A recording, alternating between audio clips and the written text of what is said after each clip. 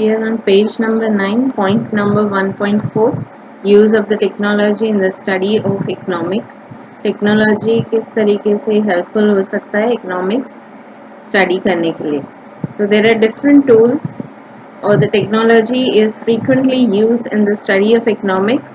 The very first is computer technology. Computers are used frequently in our school में use करते हैं, आप at home use करते हैं. इवन द स्मार्टफोन जो है वो सेवरल फंक्शंस परफॉर्म करता है just like computer. The very first thing is we are using for making the presentations, power point presentations. Complicated economic information जो होता है, डेटा होता है या फिर डिफ़िकल्ट थ्योरीज होती हैं इकोनॉमिक्स में जिनको समझना बहुत ज़्यादा या एक्सप्रेस करना बहुत ज़्यादा डिफ़िकल्ट होता है, उसको आप इजीली एक्सप्रेस कर सकते हो इन the form of a power point presentation. For example कि आपको टॉपिक ऑफ बजट एक्सप्लेन करना है तो 3 स्लाइड्स में आप इजीली उसको एक्सप्लेन कर सकते हैं. फर्स्ट स्लाइड में आप meaning and 2 accounts of budget present कर सकते हैं. दूसरे में बजट के क्या कंटेंट्स होते हैं, बजट में क्या क्या इंक्लूड होगा वो आप दिखा सकते हैं. और थर्ड स्लाइड में एक्चुअल जो बजट गवर्नमेंट या reserve bank of India publish करती है उसको आप दिखा सकते हैं. Then about the excel worksheets. Excel को आप यूज़ कर सकते हो. इकोनॉमिक्स जो है it is dealing with the lot of data, बहुत सारा डेटा होता है, स्टैटिस्टिकल डेटा होता है जिसको आपको प्रोसेस करना होता है. जैसा कि आपने सर्वे किया on number of items that are produce by small scale industry, तो आपको थाउजेंड्स ऑफ ऑब्जर्वेशंस मिलेंगे, बहुत सारा डेटा आपको कलेक्ट हो जाएगा. तो उसको आप जो है एक्सेल शीट में एंटर कर सकते हैं और डेटा को आप इजीली प्रोसेस कर सकते हैं यूजिंग फॉर्मूला. जैसा कि डेटा का सम टोटल करना है, एवरेजेस फाइंड करनी है या उनका कोरिलेशन आपको दिखाना है तो इजीली आप एक्सेल के थ्रू दिखा सकते हैं. Then technology can also be used to draw the diagram and graph. Several programs होते हैं कंप्यूटर में जिसके थ्रू आप डायग्राम और ग्राफ इजीली ड्रॉ कर सकते हैं. जैसा कि सिंपल ड्राइंग टूल होता है वर्ड फाइल में जिसके थ्रू आप फ्री हैंड फिगर्स जैसे सिंपल डाउनवर्ड स्लोपिंग या upward sloping, demand curve, supply curve draw कर सकते हैं. एक्सेल शीट्स होती हैं, ऑल टाइप्स ऑफ डायग्राम और ग्राफ, उसमें भी फैसिलिटी आपको ड्रॉ करने का होता है. Then we have the storage tools provided by computer technology. Plenty of study material होता है इकोनॉमिक्स का जो यूज़फुल होता है आपको हायर स्टडी इकोनॉमिक्स का करने के लिए, रिसर्च करने के लिए. तो वो स्टडी मटेरियल को आप प्रिजर्व करते हैं in the form of a physical notebook या बुक्स में, तो बहुत डिफ़िकल्ट होता है उसको प्रिजर्व करना. बट वही डेटा बल्क में अगर आप कंप्यूटर में स्टोर करते हैं तो बहुत इजीली आप उसको प्रिजर्व कर सकते हैं या उसको कैरी भी कर सकते हैं, ट्रांसफ़र भी कर सकते हैं इन दी हार्ड डिस्क या पेन ड्राइव. ईमेल के थ्रू किसी को सेंड कर सकते हैं. Drop box, Google drive, digi locker में भी आप प्रिजर्व करके रख सकते हैं और ट्रांसफ़र भी कर सकते हैं.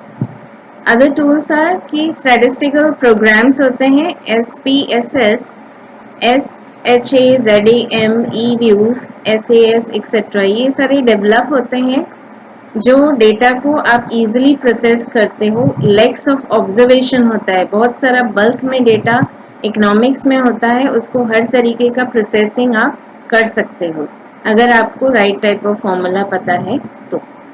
But these programs are very expensive, इसीलिए रिसर्च इंस्टीट्यूट ही उसको बाय कर सकते हैं, यूज़ कर सकते हैं. बट दूसरे भी सॉफ्टवेयर्स हैं जैसे कि ग्रेटल है, PSPP है, R है, जो आप फ्री ऑफ कॉस्ट ऑब्टेन कर सकते हैं on internet. Now we should be cautious in using the computer technology. Computer technology बहुत ज़्यादा यूज़फुल है पर उसको आपको बहुत ध्यान से यूज़ करना ज़रूरी है. The first thing you have to remember is it does not replace the process of studying. Classroom में पढ़ना टीचर्स को, बुक्स को रिप्लेस नहीं कर सकता है. If we do not use the right command, अगर आपको राइट कमांड नहीं आता है, सही कमांड आपने यूज़ नहीं किया है, तो आपका पूरा मटेरियल जो है आप लूज़ कर सकते हैं। या अगर आपने सही फॉर्मूला नहीं यूज़ किया है तो आपको इनकरेक्ट ग्राफ, डेटा प्रोसेसिंग आपका गलत हो सकता है. So it is very important that you give the correct command. And then point number 1.4.2, internet technology. Internet technology जो है उसको भी आप डिफरेंट पर्पस के लिए यूज़ करते हैं, जैसा कि ट्यूटोरियल्स है, एजुकेशनल वेबसाइट्स होती हैं जो पावर पॉइंट प्रेजेंटेशंस अपनी वेबसाइट पे डालती हैं, एंड स्टडी मटेरियल भी डालते हैं जिसका फ्री एक्सेस होता है, उसको आप यूज़ कर सकते हैं कोई भी टॉपिक को समझने के लिए, अंडरस्टैंड करने के लिए. देन एक्टिव लर्निंग होती है, जैसा कि वीडियोस, लेक्चर्स होते हैं, एक्सपर्ट्स वो वीडियो बना के डालते हैं, और फ्री एक्सेस होता है वो साइट का. जो एजुकेशनल इंस्टीट्यूट्स हैं वहाँ पे जो एक्सपर्ट्स होते हैं वो अपने लेक्चर्स वीडियो के फॉर्म में स्टूडेंट्स के लिए डालते हैं, and you can listen to these lectures. और आप किसी भी डिफ़िकल्टी को या डिफ़िकल्ट सब्जेक्ट या डिफ़िकल्ट टॉपिक को अंडरस्टैंड कर सकते हैं, but they can not replace the classroom learning. Then reading material होता है, बहुत सारे ई बुक्स होते हैं, ई जर्नल्स होते हैं जो आपको इंटरनेट पे मिल जाते हैं, बुक्स अवेलेबल होते हैं ऑनलाइन, रिसर्च आर्टिकल्स होते हैं, कॉपी ऑफ जर्नल्स होते हैं जो डाला जाता है डिफरेंट वेबसाइट्स पे, जिसको आप स्टडी कर सकते हैं, रीड कर सकते हैं ऑनलाइन.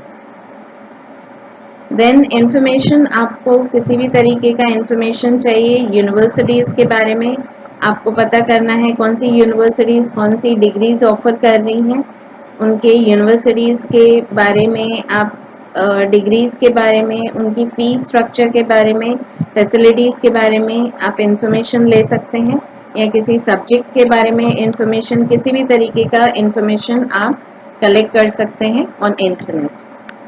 देन आपको बहुत सारे कोट्स मिल जाते हैं जो इकोनॉमिस्ट के हैं, या names of the reference book, कौन सी सारी रेफरेंस बुक है जो किसी भी पर्टिकुलर सब्जेक्ट पे अगर आप रेफर करना चाहते हैं तो वो भी आपको ऑनलाइन इंटरनेट पे मिल जाता है.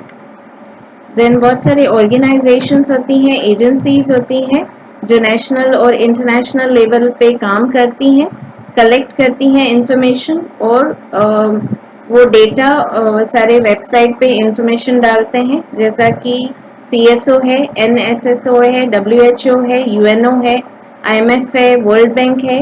ये सारी ऑर्गेनाइजेशंस हैं जो नेशनल इंटरनेशनल लेवल पे डिफरेंट सब्जेक्ट के ऊपर जो डेटा इंफॉर्मेशन डालते हैं.